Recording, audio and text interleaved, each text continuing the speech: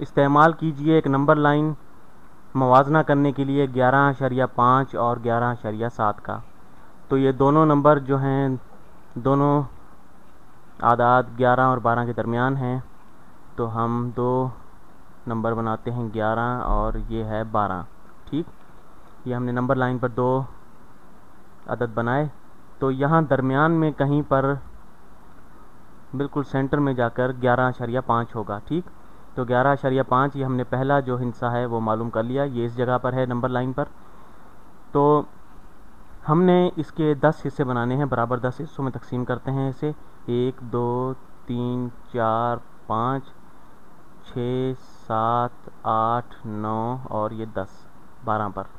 ठीक, मैंने ड्राइंग को हाथ से बनाया है, ये बिल्कुल स्केल पर तो नहीं है। बहरहाल अब 11.7 कहाँ पर है? ये 11.5 है, 11.6 और ये 11.7।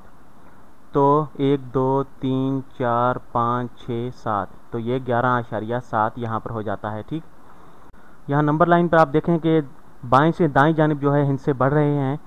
तो 11.7 जो है वो 11.5 से बड़ा है, तो 11.7 बड़ा है 11.5 से, या 11.5 बड़ा छोटा है 11.7 से। इसे हमेशा नंबर लाइन की मदद से करना ज़रूरी नहीं है, आप इसे बगौर देखकर भी मालूम कर सकते हैं कि 11 दोनों में मुश्तरक है और 7 जो है वो 5 से बड़ा है। ठीक।